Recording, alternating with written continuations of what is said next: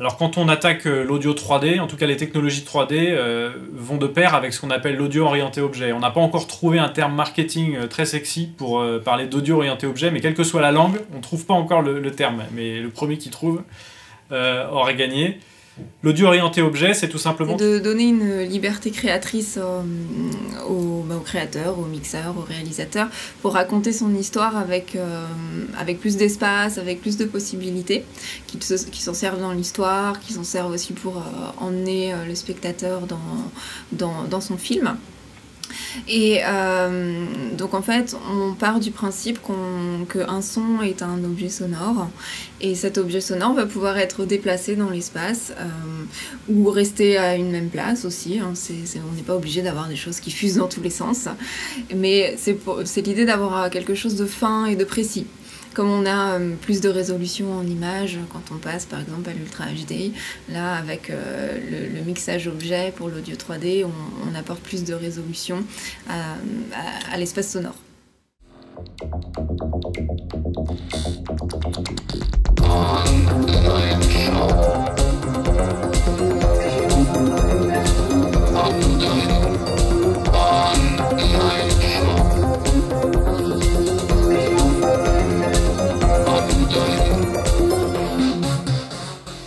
Donc en fait, le mixage orienté objet, c'est quelque chose qui se pratique depuis quand même un certain temps.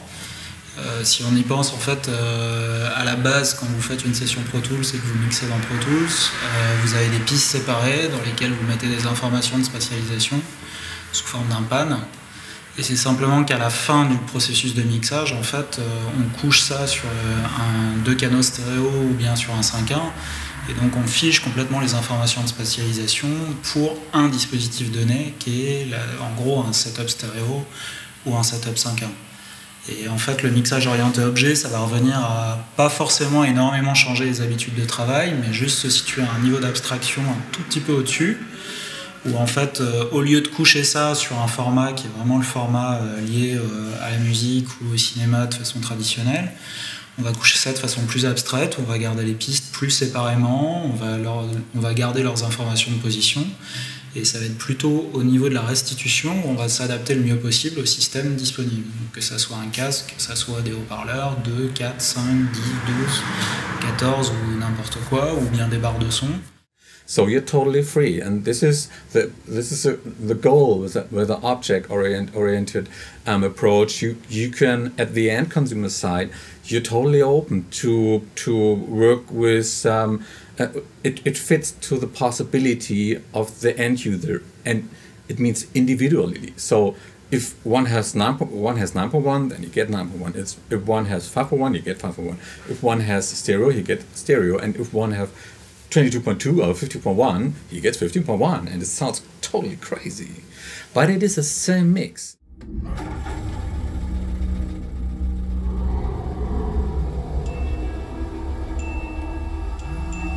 Voyons si tu fais l'affaire.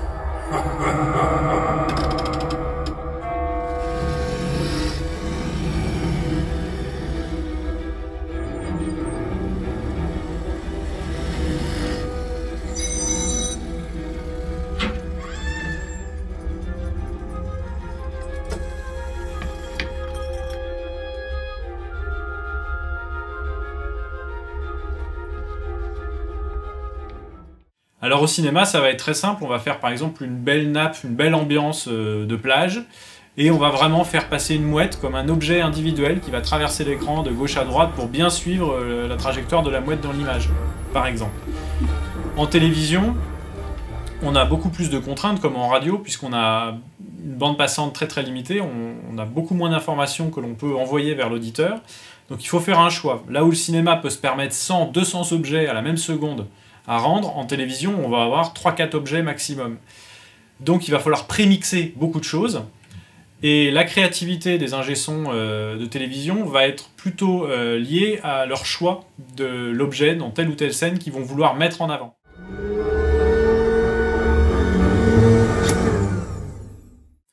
Le plus évident pour que la télévision soit un média accessible, grand public, ça va être travailler en premier lieu sur l'intelligibilité. Et beaucoup de monde se plaint en tout cas de soucis d'intelligibilité.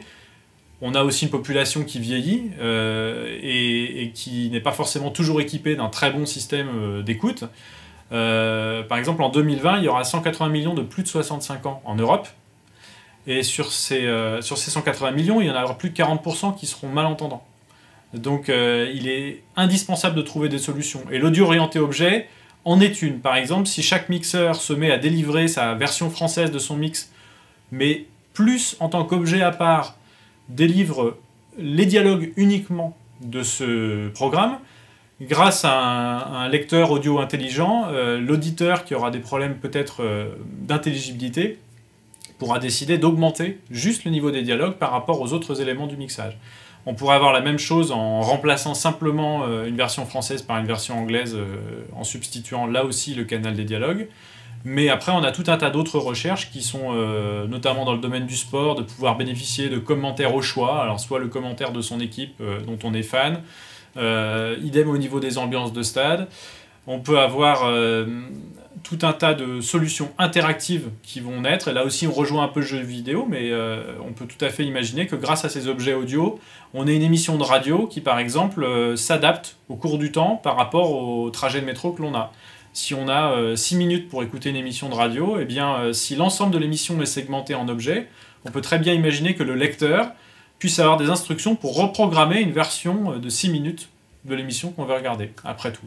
Donc c'est tout un tas d'opportunités éditoriales et créations qui sont autorisées par cet audio orienté objet, et c'est sans doute ce qui pourrait devenir une réalité d'ici 4-5 ans.